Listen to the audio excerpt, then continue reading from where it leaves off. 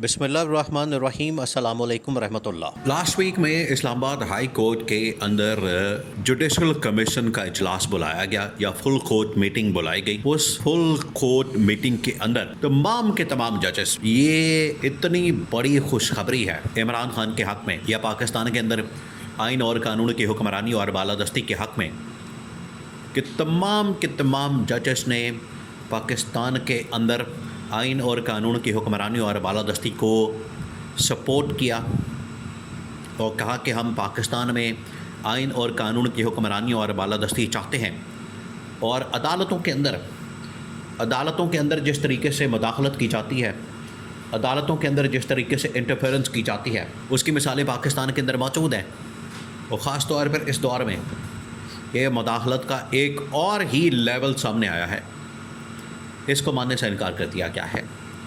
और Islamabad high court की full court meeting के अंदर chief justice Islamabad high court Sarfaraz Dogar जैसे उन्हें लाया गया, 2 नंबर तरीके से, जाली तरीके से उनको ला के यहाँ पर बिठा दिया गया, चीफ जस्टिस बना दिया गया, बगैर किसी मेरिट के, बगैर किसी इंसाफ के, आउट ऑफ टर्न। यानी उनकी बारी नहीं बनती, ना उनका नंबर बनता है। वो 14वें 15वें नंबर के ऊपर एक जज मौजूद है। आप जरा इमेजिन करें, पहले तो ये चीफ जस्टिस की काबिलियत को आप चेक करें कि 14वें से 15वें नंबर के ऊपर एक चीफ जस्टिस मौजूद है और उसको अचानक से उठा के तो चीफ जस्टिस बना दिया जाता है।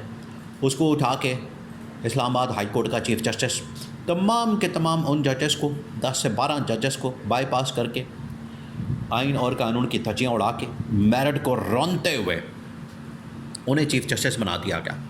और उनका जो हाल हुआ अब आपके सामने है। आखिरकार ये होना ही था। जब किसी बंदे को आप आउट ऑफ टर्न लगाएंगे, मेरिट की धज्जियाँ उड़ाएंगे, इंसाफ को तहबाला करेंगे, तो फिर इस तरह की सिचुएशन सूरत हाल पैदा होगी। हुआ क्या?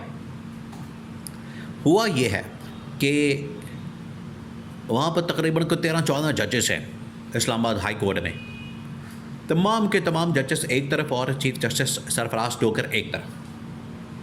और यही सूरत हाल इस वक्त सुप्रीम कोर्ट के अंदर भी नज़र आ रही है। सुप्रीम कोर्ट में, जो पाकिस्तान की सबसे बड़ी अदालत है, ये तो चलें कैपिटल सिटी के अंदर सबसे बड़ी अदालत तस्वर की जाती है, पर उसके बाद इस्लामाबाद हाई कोर्ट के बाद सुप्रीम कोर्ट आ जाता है। तो इस्लामाबाद हाई कोर्ट के अंदर जितने जजेस मौजूद थे, उन तमाम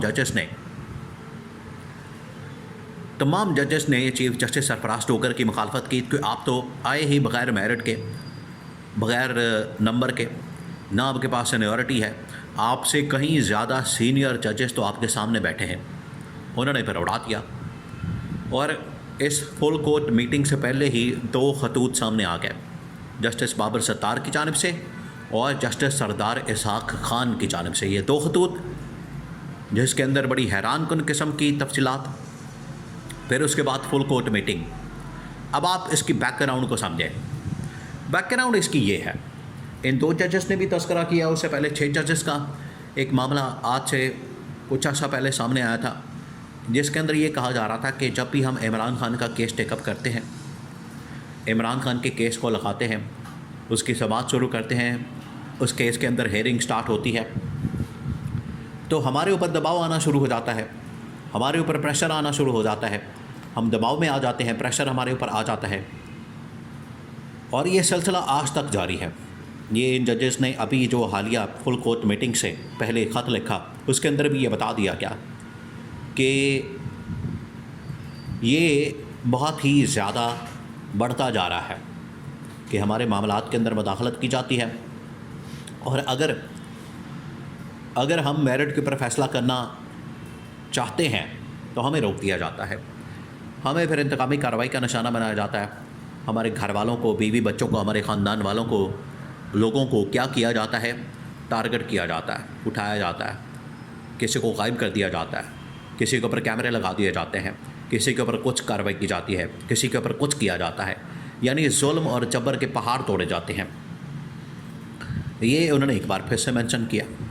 अब इन्होंने ये सारी कहानी रूदात ये चीफ जस्टिस के सामने बयान कर दी।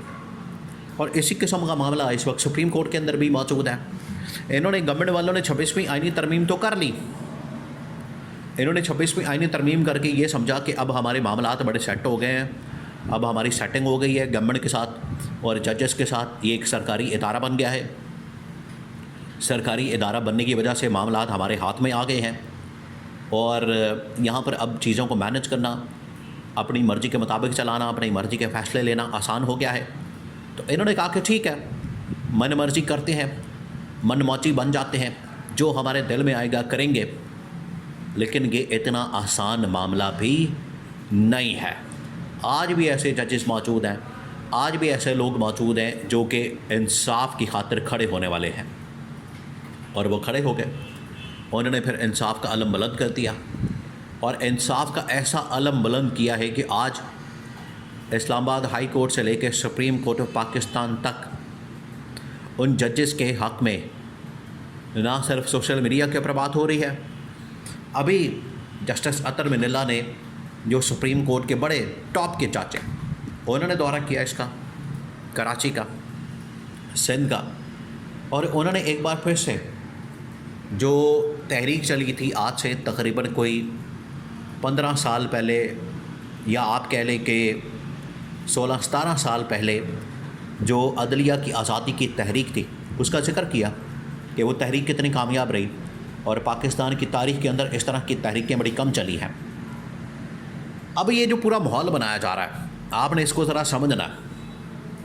ये जो पूरा माहौल बनाया जा रहा है, एक तरफ मीटिंग फुल कोर्ट, वहाँ पर जजेस की बगावत और चीफ जस्टिस के ख़िलाफ़ उन लोगों की जानिब से अलम बगावत को बुलंद करना, उधर सुप्रीम कोर्ट पाकिस्तान के अंदर जजेस का खड़े होना, अतर मिनिल्ला की तकरीर, ये तमाम चीज़ें, ये तमाम वाक़यात, ये तमाम डेवलपमेंट्स, ये इस बात का सबूत है कि अब जजेस को मैनेज करना इतना आसान नहीं है।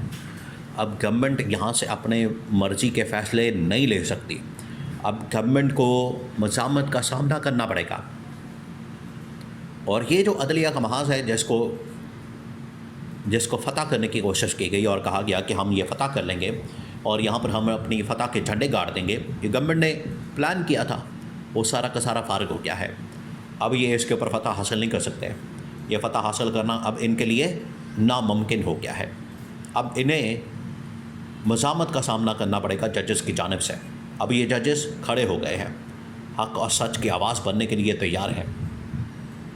ये फुल कोर्ट मीटिंग ने साबित कर दिया है, जहाँ पर चीफ जस्टिस के मुकाबले में 11-12 जजेस खड़े हो गए और उन्होंने चीफ जस्टिस को उड़ा दिया।